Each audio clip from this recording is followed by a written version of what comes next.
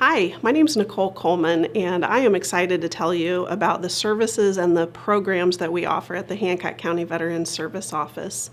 I'm going to start by telling you a little bit about why veteran advocacy is so important to me, and you will come to find as you meet my team that they all have a similar story. On the screen, you can see a picture of two young people. That is my husband and I when we were in the first Gulf War. Beside that is my Uncle Wayne, who served in the Marine Corps during the Vietnam War. Next to him is my Uncle David Gatchell, a retiree from Marathon, who served also. Beside him is my grandfather, Donald Dennison, who served in the Navy during World War II. Below them is my Aunt Brenda. I was excited to finally have a female serve so that I could see that as an example. And then beside her is my dad, Buzz Dennison, who served in Vietnam. I am so proud to be the daughter of a Vietnam veteran. I'm going to tell you a little bit about my staff. We have myself. I am a 7-year Air Force veteran, and I am the executive director and have been here since 2011. We also have Kyle Frias, who is an Air Force veteran, and he is a County Veterans Service Officer as well as our assistant director. Additionally, we have 6 other people in our office. Jack Oakman, who is an Army veteran and retired Findlay Police detective. He is our transportation manager. Frank Klein is a County Veterans Service Officer and our financial assistance manager. He is a retiree from Cooper Tire and an Army veteran. We also have Nicole Prate, who is a County Veterans Service Officer and our administrative manager. Additionally, we have Paul Lilly, who is our executive assistant, and he is the son of an Army veteran. We have Michelle Scott, who is our customer service specialist. Michelle served in the Navy and in the Army. And then we have Ed Newton, who is our resiliency operations manager. And Ed served in the Army Reserves and retired after 25 years. Our transportation team includes 6 drivers. We have Larry Hauk, who is an Army veteran, Bruce Hardy, who is also an Army veteran, Lynn Tate is a Navy veteran. We have Warren Kraut, who served in the United States Army. Tom Park is an Air Force veteran, and Mary Ward is the wife of an Army veteran. Now I'm going to tell you a little bit about the Veterans Service Commissioners. So their appointment is from the Common Pleas judges, and they serve 5-year terms representing a specific organization. The Veterans Service Commissioners are here to make sure that the County Veterans Service officers are serving our population, which consists of almost 5,000 veterans. The population of Hancock County is approximately 75,000, and 7% of the U.S. population served in the military. In Hancock County, we are at about 6.5% of our population who are veterans. Our current Veterans Service Commissioners are Rick Walter, who represents the American Legion. We have Bill Johns, who represents the Disabled American Veterans. Charles Fisher represents the AMVETS. Larry Sudlow represents the Korean War Veterans Association, as well as the Military Order of the Purple Heart. And Tom Smith, who is a retired Navy veteran, and he is the representative for the Veterans of Foreign Wars. So we are going to tell you today more about the services that we offer to the veterans and their families in our community. We're going to talk about connecting veterans and their families to the VA benefits they have earned, providing information about Department of Veterans Services, veteran wellness programs to include music, peer mentoring, guitars, faith-based support, as well as our transportation to VA medical appointments. Some of the other services that we offer include financial assistance, state veteran ID cards, assistance finding mental health services, and the Veterans Justice Outreach Advocacy. Some of the federal benefits include pension, which is an income and asset-based benefit, education benefits, such as the GI Bill and vocational rehabilitation, health care, compensation for disability, and home loans. So now you're going to hear from the rest of our staff members about these services and benefits that I have talked briefly about. Hi, my name is Frank. I am a Veterans Service Officer here in Hancock County, and welcome to our office. I'm going to talk to you today about one of the three administrative arms of the VA. Okay, the VA has three administration arms under the umbrella of the Veterans Administration. There's the VBA, which is the Veterans Benefits Administration. They handle all pensions, service-connected injuries and illnesses, compensation, and other benefits, educational benefits, and various other benefits. There's the VHA, which I'll be discussing at this point in time. Okay, that stands for the Veterans Health Administration. It's one of the larger arms of the administration. And then there's the NCA, which is the National Cemetery Administration. They handle all benefits in reference to burials. The VHA is probably the largest arm of the Veterans Administration. It encompasses all aspects of healthcare for veterans. Under their jurisdiction, they have over 1,750 VA facilities, about 1,275 that are outpatient clinics, about 175 veterans medical centers, okay? They service over 9 million veterans. The VHA system is an intricate system. It really is. Within the system, in the healthcare system, veterans will qualify and be eligible for health care under 8 different priority groups. Now, I'm not going to go through all these priority groups at this point in time because it is time consuming. The visual that you will see will show the priority groups 1 through 8. I will touch on some of them. The priority groups that veterans are in most are usually in priority groups 7 and 8, and those are economic threshold priority groups, okay? And what that means is it doesn't matter if the veteran was in a war, combat, or whatever, he can qualify just purely on an economic threshold that is set by the Veterans Administration. Most of them qualify under the GMT tables, which are geographically economic tables for the state and the county the veterans live in. And for instance, for Priority Group 7, those veterans are at or under the national threshold. And Priority Group 8 are those in the GMT tables that are there or even as high as 10% higher. They do have co-pays. Most veterans do qualify in one of those groups. And if you go down the higher end of the scale, Priority Group 1 through 3, those are all service connected. In other words, they had received an injury while in the service and they're getting compensation for it at this point in time. Now, there are co-pays involved with Priority Group 7 and 8, but they're relatively low compared to outside civilian insurances that we normally have. Veterans normally come to the office usually around the time they retire, or if they are in a very low paid job that doesn't have health care, they can afford the health care aspects in the civilian world. Those veterans that retire, they usually lose health care, and that's one reason they come in the office. To give you an idea how, from one end of the spectrum to the other, I'll give you a couple of stories here. Jane Doe comes in, okay, she comes in, she has retired. She worked hard her whole life, and several different jobs, clerical work. She lost her health care. She has no health care, all she has is Medicare Part A, okay? And her Social Security is low. She's about $17,000, $18,000 a year and can't afford any supplemental insurance or anything like that. She does not have any service-connected injuries or illnesses, basically did her 3 years and got out. We do an assessment, okay, and end up getting her probably in Priority Group 7, a healthcare group. On the other end of the spectrum, you have a veteran that comes in. He's got a great retirement, Social Security, but because of the cost of prescription drugs or hearing aids or a lot of the other high costs in the healthcare system, he needs to try to get in the system to help him out with that. Sometimes they don't make the GMT tables. Okay, they're over the amount and they don't qualify. But as my job, as my responsibility actually, as a veteran service officer, I sit with a veteran and go through his whole service as best as we can, view his DD-214, which tells me a lot about what he does in the service. And a lot of times I'll find a service-connected injury or illness, and at that point in time we would file, and once his claim is adjudicated, he is given a percentage of rating that gets him into the healthcare system. And that's how that healthcare system works. Our responsibility as veteran service officers, we're trained, okay, constantly continual education. We have to stay accredited with the ODVS, with the state of Ohio, and it is our responsibility to get you, the veteran, okay, every possible benefit that you have coming to it. That's our responsibility. So, if you do have questions, visit our site, give us a call.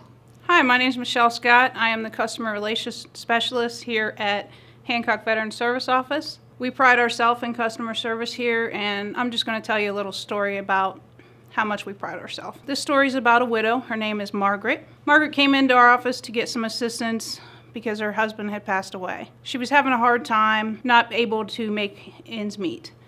So she came in to try to get some assistance from us. I was trying to talk to her. She was unable to speak because she was a little ashamed that she needed assistance. At that time, I got some tissues and came around the other side, and I sat her down in a chair, and I sat down with her and just started talking with her. I was able to calm her down. She was able to tell me that she needed some assistance, and she was a widow, and she wanted to find out what was available for her. So I set her up for an appointment to meet with Frank Klein, one of our CVSOs. At the end of the conversation, she looked at me and she's like, "Can I have a hug?" So I gave her a hug, and it was the first time I seen her smile. It made her day. Later on, she came back for her appointment a week or so later, and she met with Frank. The appointment went really well. He was able to give her some assistance. And at the end, she walked by my desk and she told me, she's like, "I'm trying to get an apartment." She's like, "Will you say a prayer for me?" And I said, "Yes, I will." And I gave Margaret a hug, and she went on her way. I knew she was wanting to get some stuff for her apartment, so at that time we were working on putting names together for a Christmas program that we do to assist veterans and widows in our community. So I suggested we put her name in, and I volunteered to be the person that bought items for her, and I got her things for her apartment. And when she came in to pick those items up, it meant so much to her. And she had brought her granddaughter with her, and she was so excited to introduce me to her and tell her how much it meant to her that we assisted her. And she was very thankful. And since then, she occasionally calls just to talk to me and tell me how things are going.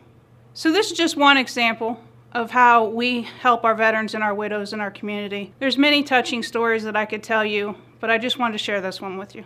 Hi, I'm Nicole Prape, and I'm going to be discussing with you service-connected disabilities. In service-connected disabilities, you can file the claim 5 different ways. The most common one is direct. The direct is when you have a service-connected disability that was acquired while you were in the service. So any injury or illness that happened while you were in the service can be claimed as direct. Secondary is when a service-connected disability affects another medical condition.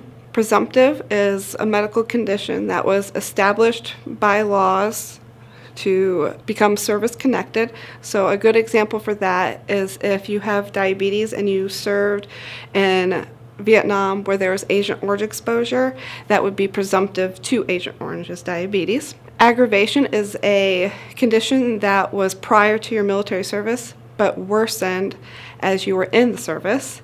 And the last one is any injury that may have been acquired when you went to a VA hospital for a surgery or any type of procedure or being hospitalized. When veterans come in for appointments and see veteran service officers, we do a benefits overview, and I'm going to share a story with a veteran who came in. He was a Vietnam veteran who wanted to file for diabetes and for neuropathy. So when I was going over all his paperwork, I realized he was in Vietnam, so we had to provide the evidence that he was there in an exposed territory. He brought in the evidence to prove that he was in the Agent Orange exposure area, and we had the medical documentation that he did have diabetes and the neuropathy. So when we filed the claim, the diabetes was the presumptive to Agent Orange because that is a condition under the presumptive disorders, and the neuropathy was secondary to the diabetes because that's obviously a condition that is caused by the diabetes. The way the VA works and they rate veterans once the claims get filed is they use the Code of Federal Regulations, which is the CFR, and those were established by legal and medical teams. The way that those work, when they review the claims that we submit, they go based off the percentages of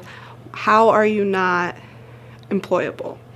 So if it's severe enough, then they grant that percentage by how does that disability make you not employable? How much are you not employable due to that disability? The three things that the VA examiners will be looking at when they give you your percentage, and we need to make sure we include in your claim, is there needs to be a diagnosis, a medical diagnosis for the claims that we're filing for, and there needs to be an incident or event that caused the illness or injury in the military, and then we need to have a nexus between the two. That could be a physician's statement stating that this condition was related to the service, or you could provide your medical records from the service and after you got out that state that you have that condition. I'm going to share a story with a veteran who came in who really needed hearing aids. He said he just can't hear anymore, and he was really getting bad, the ringing in the ears. So I knew offhand, I looked over his DD-214, and he worked with airplanes while he was in the Air Force. So I knew being on the flight line,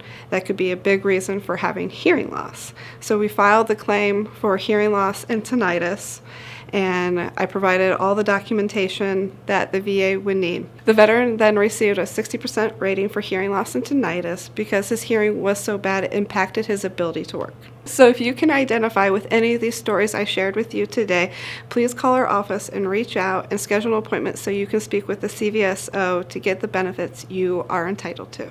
Have you ever heard of the saying, time is of essence? Well, in the Veterans Administration, it is. There are a lot of the benefits and the eligibility criteria for benefits in the system that do have time limits on them, specific time frames. And it is important that you get to a Veterans Service office here at Hancock County. As we review those benefits, we can go through the time frames and the timelines on some of the benefits. There's nothing more saddening as a VSO when I sit there and a veteran comes in, and I see this a lot with educational benefits, okay? They come in, they said, I served, etc. And yes, the eligibility is there. We look up the specific educational program that falls under their time in service, and they missed it by a year, or they missed it by 2 years, it expired. So it's important that you meet with a VSO in reference to benefits and time frames. There's a lot of time frame issues with current claims, okay? Pensions and compensation claims. A veteran may get contacted by the VA through a letter, because we don't, as VSOs, they don't contact us. Once we file the claim, we'll do all the paperwork for you. We'll do the complete claim for you and send it in, but the VA does not send us anything that they send you, okay? A veteran will get a letter, skim through it, throw it on the end table, whatever like that, and then maybe pick it up a few weeks later and call our office, and he comes in here and the letter states, we're working on your claim, but we need more information, and they have a 30-day time frame. Most of the time they have a 30-day or 60-day time frame, and it makes the claim much more difficult if that veteran misses that time frame, okay? Other time frames are in the healthcare aspects of it. Veterans who served after 1998, after 2003, in Afghanistan and Iraq, they have a 5-year window post-discharge to be able to get in the healthcare system automatically, okay? Now recently, Congress is working on extending that, but we've had veterans come in and say, I heard that I get free healthcare for 5 years. They've already been out 6, so they missed that window of opportunity. So windows of opportunity, time frames, don't let them slip away from you. Give us a call, contact us, get in our office, and we can review those for you. Hi, my name is Kyle, and we're going to be going over benefits for surviving spouses and dependents. The first one we're going to talk about is the surviving spouse's pension. The VA offers monthly payments to qualified spouses and unmarried dependent children of wartime veterans who meet certain income and asset limits. Inside this program, there are 3 different levels. There is the basic pension. With this one, as long as you meet the income criteria, you qualify. The second level is what's called housebound. At this level, if you are restricted to your home by your doctor and require the assistance of others to leave your house, at this level, you are considered housebound. The highest level is what's called aid and attendance. Most surviving spouses in this category are in assisted living or nursing home care. I'm going to tell you a story of a World War II widow. Her son contacted our office as his mother lived in Florida, and he wanted to move her closer to him. He heard about some VA benefits that his mother might be eligible for because his father was a World War II veteran. So Roger contacted our office. We provided him a list of all of the documents and paperwork that we would need in order to help him file the claim. Once he gathered all of that paperwork, we scheduled him an appointment. But 4 months later, his mother was approved. She is now receiving $1,100 a month in survivor's pension. Do you think this makes a difference in how she lives and how much Roger has to worry about being able to afford to keep his mother in that nursing home? Of course it does. It makes a huge difference. The next benefit is DIC. It stands for Dependents Indemnity Compensation. A surviving spouse of a veteran who has died from a service-related injury or illness may be eligible for a tax-free monetary benefit. Some of the other benefits include burial reimbursement. Eligible dependents of a veteran who meet certain VA qualifications may be eligible to receive a one-time payment up to $2,000. VA grave markers. The VA furnishes, at no cost to the family, a government headstone or marker to any deceased veteran who meets the criteria. Our office provides complimentary burial flag cases to the family of any deceased Hancock County veteran. If you have any questions about any of these benefits, please contact our office. In this presentation, I'm going to be addressing VA pensions for veterans, okay? There are pensions for veterans and surviving spouses. I'm going to be addressing the pensions for the veterans. There are qualifications, there are eligibility requirements for that, and if you read your slide, that's part of it. One of the main things is obviously an honorable discharge, although under honorable conditions, general discharges may qualify. Those who have other than honorable, bad conducts, or dishonorable discharges, they would have to seek retribution through a discharge upgrade prior to applying for those to meet the eligibility requirements of those. Veterans' pensions are not service-connected, okay, have nothing to do with being in combat or being wounded or having any type of service-connected illness or injury, okay? It is purely economic, okay? One of the criteria, though, is that veteran has to be a wartime era veteran. A lot of people get confused about wartime era. Wartime era means you served during the time frame that a war was going on, okay? VA website shows all those from World War I, World War II, Korea, Vietnam, and then the wartime era from 1991 to current time, okay? So that is one of the eligibility factors. The other is you have to be 65 years or older, or you can be totally disabled, or you may be already in a nursing care facility or an assisted living facility, okay? Or you're receiving SSI. And basically what they do is they'll take all the money the veteran has coming in, all the income that he has coming, that he derives income from, okay? Put it in a big pile. Take all the recurring medical costs that veteran has, okay? Then they subtract the two. Whatever's left over, they subtract that from the MAPR. MAPR is a set threshold that the VA sets for a single veteran, a veteran with a spouse, a veteran with dependents, okay? Obviously, the more dependents, the higher that income threshold goes. Whatever's left over, that's the veteran's pension. And there is an enhancement to that if a veteran is in a nursing care facility, okay? Or he is receiving home health care, okay? And he is considered in need of aid and attendance, there is an extra amount that goes on top of that. It's an enhancement amount. It's called an SMP, Special Monthly Pension, that they give that veteran extra money a month on top of the pension he's qualified for because it does need the assistance in the healthcare aspects of things, okay? So it is complicated.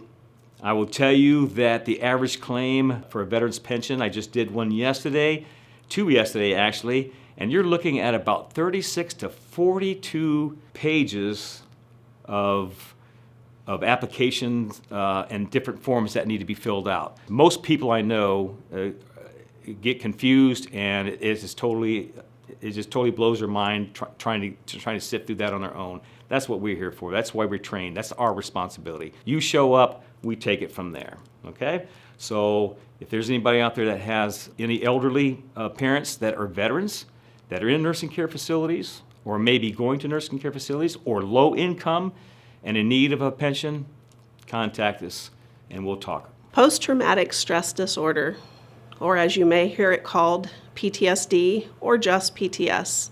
The Mayo Clinic defines this as a mental health condition that is triggered by a terrifying event, either experiencing it or witnessing it. Symptoms may include flashbacks, nightmares, severe anxiety, as well as uncontrollable thoughts about the event. This is the textbook definition, but I want to tell you a little story about how our office assists veterans who might be struggling with post-traumatic stress disorder. I had a veteran come in who was filing for disability benefits. He was an Afghanistan veteran, and I recognized quickly that he was experiencing some PTSD symptoms. As I was filling out the forms for him, I had to ask him some questions, and he responded with some pretty graphic details, which weren't necessary, but it was something that helped me be able to secure the benefits for him. However, his young daughter was with him, and I could tell that some of this was making her uncomfortable. So we stopped. We got some hot tea, we spoke a little bit, and it gave me an opportunity to just use some of my personal experience as a daughter of a Vietnam veteran to focus on her and what she was experiencing while I was providing support and service to this veteran. We were able to assist him in earning the disability benefits that he deserved, as well as provide support for him and his daughter. Now you're going to hear a little bit more from Ed about some of the symptoms that people might deal with, as well as some of the healthy coping skills and services that we offer for veterans with these and other mental health symptoms. My name's Ed Newton. I'm the Resiliency Operations Manager here at the office. Let's talk more about PTSD. Some of the physiological symptoms that one may experience are elevated blood pressure. The liver releases glucose into the muscles. Heart races. Your ribs may tighten. Your pupils dilate, your breathing is fast and shallow, you're easily startled, your neck and your shoulders tighten, you may experience ulcers or fibromyalgia or insomnia or even restless leg syndrome or sometimes numbness in the fingers. And some of the cognitive symptoms, according to veterans surveyed here locally, are reliving the event, oversensitivity to stimulation, an intense fear, and avoidance of things, feeling numb, or self-medicating. You may have an increased risk of suicide, or have intrusive memories, or difficulty in relationships, or even a lack of interest in doing things that you once enjoyed. Some coping skills that, according to some local veterans that have worked, are things you may enjoy. Cooking, meditation, being out in nature, or even connecting with others. Exercise and fitness, music's a big one, laughter. Some may even choose a 12-step program, and some even do journaling. We'll discuss a few programs we have here for PTSD. GI Tunes is one. It's a program where local veterans who are experiencing PTSD are paired with a music therapist, and you develop a playlist of music based on your needs, whether it be PTSD, anxiety, or depression. You meet once a month with that musical therapist, and you review and you refine those playlists to fit your needs, as needed. Another program would be Battle Buddies. It's a peer program where the veterans are paired with a trained battle buddy to assist them through troubling issues in their life. A trained battle buddy is a veteran who is there for a veteran in need to walk beside them through recovery. Another event we have is Hope for PTSD Resource Fair. It's just what it sounds like. We hold a resource fair and we bring in veteran and other local social service agencies to provide veterans with PTSD the comforting and healing services that they need and deserve. Keep an eye on our website for dates and locations of these resource fairs and other great veteran opportunities. Hi, my name is Paul Lilly, and I'm the Executive Assistant for the Hancock County Veterans Service Office. I'm also the local chapter coordinator for the Finley Guitars for Vets program. Guitars for Vets is a nonprofit organization that was founded in 2007 with one very simple yet powerful concept: to put the healing power of music into the hands of heroes. There's a growing body of research on the restorative effect that music has on our lives. Music can be calming, it can be motivating, it can be energizing, we can use it for sleep, we can use it for meditation. In short, music can be healing.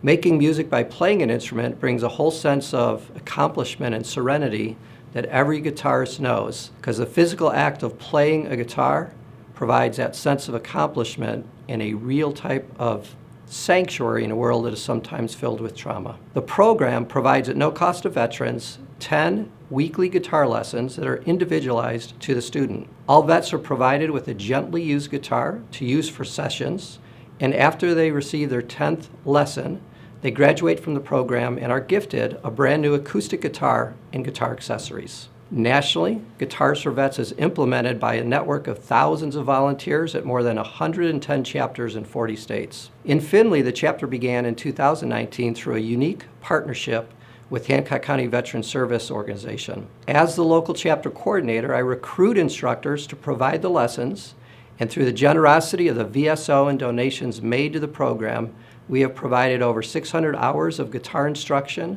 to over 60 vets through 9 volunteer instructors. Several community partners assist us by providing a space for the lessons to occur, including the American Veterans Post 21, the Veterans of Foreign Wars Post 5645, and the Disabled American Veterans Home. Locally, the Guitar Ranch also acts as a donation drop-off site for gifts of guitars and gear. If you'd like more information about the program, please visit our website or call the office. I am so excited to tell you about the Veterans Discovering New Life program. This is a collaborative effort with the New Life Assembly of God, and this is a program that offers a peer support type group for veterans.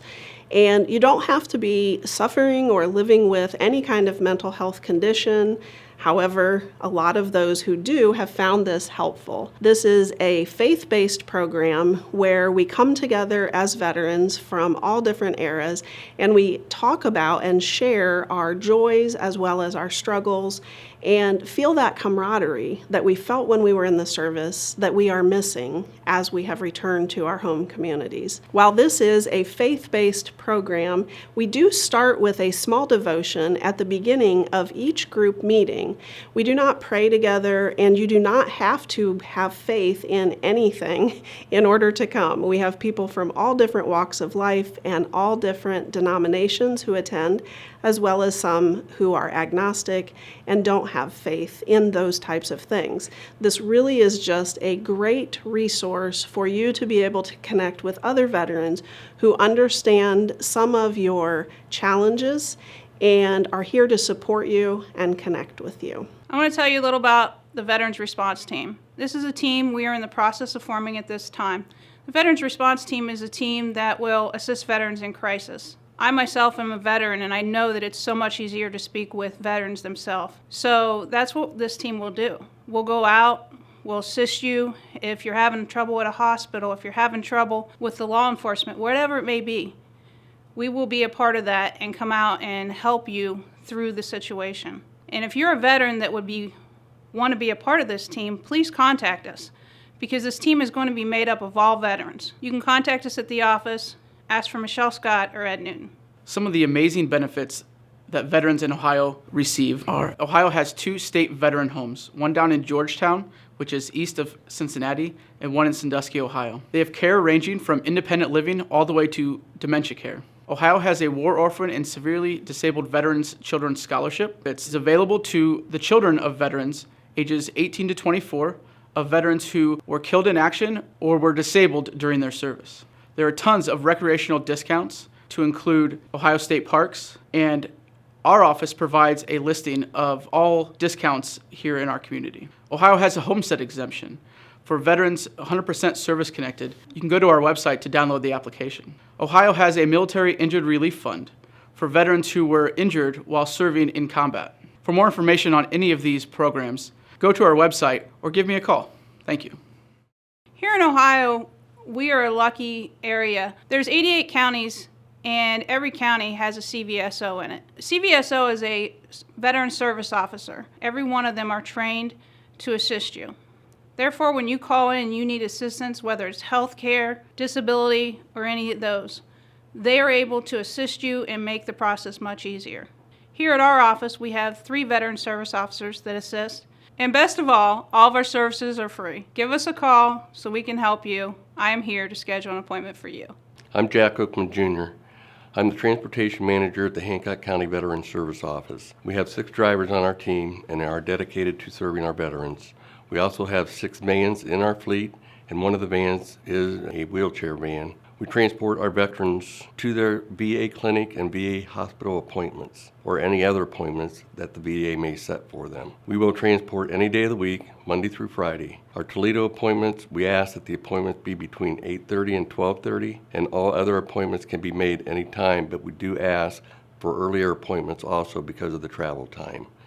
If you would like to schedule a ride for our VA clinic or hospital appointments, call the transportation line at 419-424-7408. Transportation is free to our county's veterans, so give us a call. So you have heard about benefits from our transportation department, our county veterans service officers, the financial assistance, and the excellent customer service that we offer, as well as our resiliency operation programs. And what I would like to do is help you reframe the way that you look at these benefits that you have earned. Because oftentimes we have veterans say to us, I don't want to take a benefit away from another veteran, or I am concerned that I didn't really earn these benefits. So the way I like to help veterans reframe this is by saying, if you went to work, let's just say at Marathon, and you were at retirement, and you're on your last day of work and they tell you, you know, we need you to stop by the HR office on your way out so that you can fill out your retirement paperwork. I'm going to guess no one watching this is going to say, oh, you know, I don't want to take a retirement benefit away from someone else. No, you're not going to say that. You're going to say, this is a benefit that I've earned. I've worked for this. And I want the opportunity to be able to provide for myself and my family with these benefits that I've earned. And these VA benefits are no different. These are benefits that you earned. You stood on those yellow footprints and you raised your right hand and you took that oath. You have benefits that you have earned, and we want to make sure that you connect with those benefits by connecting you with one of our trained advocates to help you understand what those benefits are. So if you have heard anything here today that is helpful to you or is going to make things better for your family, we want you to reach out to us so that we can schedule you an appointment to see one of our advocates. So you've heard about a lot of details in these benefits today, and we don't need you to remember all of these details. That is what we are here for. And you've also heard that these are benefits that you have earned. And while you might still be on the fence about whether you should come in and apply for these benefits, what I want you to think about is, in the military, we were all trained that we have a unit, and we are supposed to do everything we can to provide for and care for our unit. Now that you are out of the military and back in your community, your unit is your family.